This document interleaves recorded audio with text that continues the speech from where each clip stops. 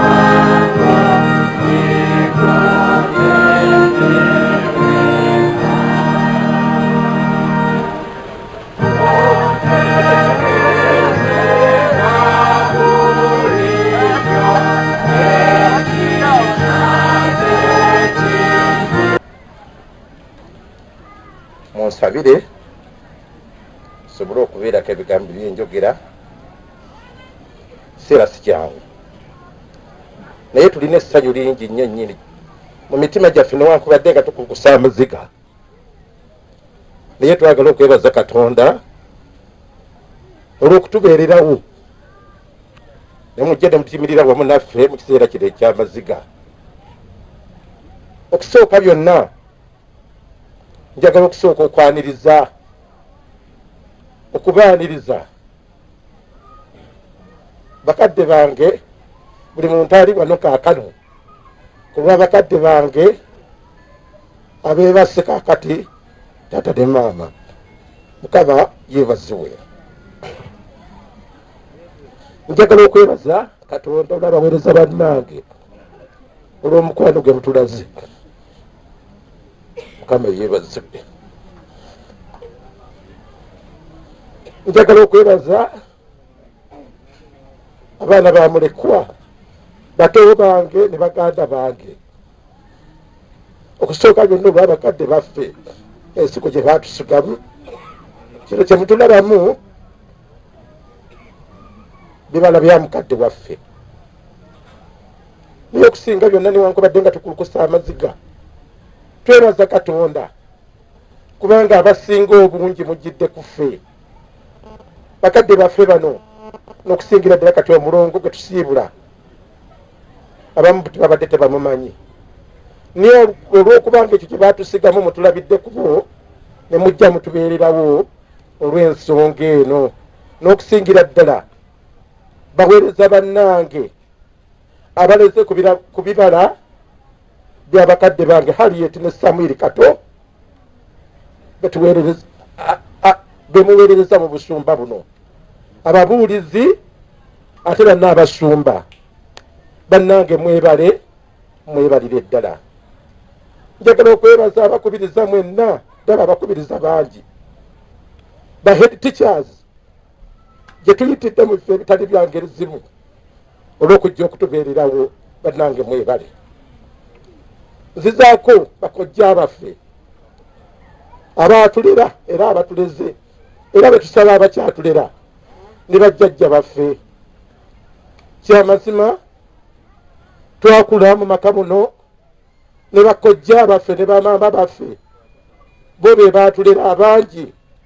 Bakoddomi b'omulongo bano bali bangi, naye twebaza Katonda olw'ekisa ekyo n'okwagala okwo kwe mutulaze era kwe mukyatulaga, n'okusingira ddala bakadde baffe mu mwana mulenzi kati ono nga mukulu we, kubanga ono yali mwana wa kusatu yazaala bano gwe yasikira, yali omwana wokusatu. Nakabaale nga wakubiri, Kibalamayi yali asooka mu jjajja waffe. Kati ye Kibalamayi yali alinawo omwana, Nakabaale nga talinaawo. Kati n'asisa ne basisa Kato, naye oba yalina myaka emeka kubanga yali wa 36 bwe buzaale bwe mujja kubiwulira. Naye ate Ssematalo yali 39, oli afudde mwana mu 5, kigeza ali myaka nga 9, 8, 6. Naye baasikira ate ekyennaku omuntu akamuziika ene sabbiti ya 3 n'ennaku 2 sisita waffe abadde mubiikira wano enkoko njeru bwe twamuziise era bwe twabadde tuli mu kwogera ne ŋŋamba nedda taata woono waali nze sijja kwogera kuba yali ansabye njogere naye ne ŋŋamba nedda kayogere wiikisi ziri 3 n'ennaku 2 wano enkoko njeru bwe twaziika mpozi omwana omulala baali abawala 3 omuwala omulala twamuziika ddala yalina bosa kati omulala asigaddewo ye mukulu waffe Beni Kaliro katono yoyo era yali mukulu waabwe kaakati oyo ono katoyo abadde omusika waabwe oli omusista yakafa babadde basigadde 2 kuba baali abawala 3 oli omulala yafa dda na bosa kaakati omusista yakafa biseera ebyo wiiki 3 mbagayi n'ennaku ezi 2 kati ono mukulu waffe yasigaddewo kati awo nvuddewo bannange saagala nnyo okubalwisa ŋŋambye okwogera ku byeddaame bannange mukole amalaame mulaame tekiriimu buzibu kubanga kyatuyamba eddaame lya taata waffe bwe lyavaayo bw'olaama n'olaamira omuntu ate ne busika bwe ne babukyusa gwe kiyinza okukusanyusa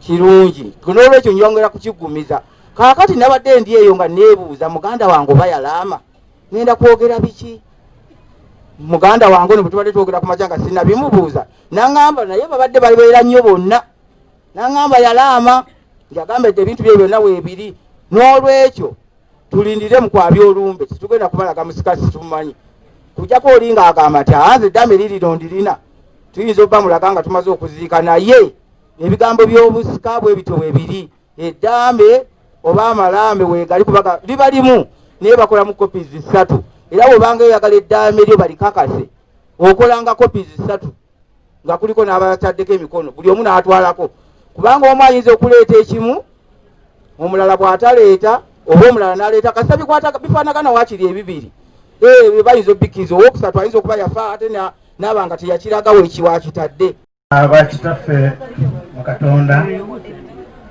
abakulembeze be tulina wano ab'ekitundu bakungubazi bannange akuva okumpi n'ewala mikwano gyange n'ab'ekyalo nga bwe tuvudde Bajjo kitalo nnyo ekya mukadde waffe Kato Samuel Robert Kibalama buli kufa lwe kubeerawo tugezesebwa tubeera mu kunyolwa ate tujjula ennyinke kibeera kiseera kizibu ng'era kyalibadde kisaana buli muntu yeyunge ku famire abeere nti tokongobagira wamu basaba ne bannyabo amannya gange babagambye Dr. Halid not Ahmed but Halid Kironda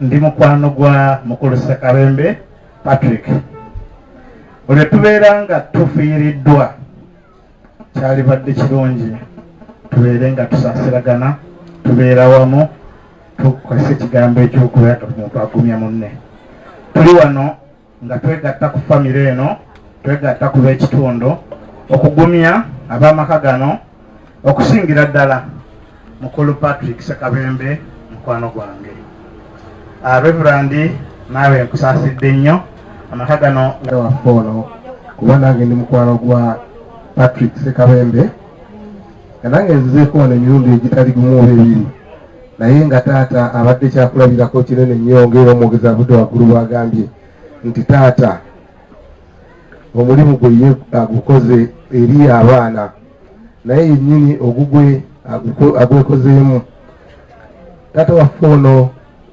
abadde mukkiriza nnyo era ng'ayagala eddiini ye taata waffe ono abadde mukozi nnyo era kyakoze mu baana be n'abantu abamuliraanye kuba taata waffe ono buli lwe mbadde nzija wano nga sinza kuvawo nga tampadde ettooke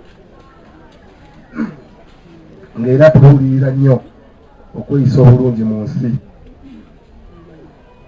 ng'atukubiriza nnyo okuba abenkanya mu byonna bye tukola mu ngeri y'emu Patrick Ssekabembe ansabye neebaze abantu bonna abazze omukungubagirako naddala abavudde Kasubi abavudde Ebule n'Ebweya mwenna abakutte mu nsawo zammwe okusobola okujja wano n'abagamba nti mwebale nnyo mwebalire ddala. Ekigambo kye nandikozesa yandiga nti alina essanyu lingi nnyo naye wabula talina ssanyu, naye nga mu mutima ye essanyu alina okubalaba nga bwe muze bwe muti. Mwebale nnyo. Are you looking for land or a house with access to water, electricity and social amenities? Look no further. With 5% discounts on full payments, you're guaranteed of the best deals on land. We offer flexible payment terms and land titles on all our plots. This is ITV Uganda.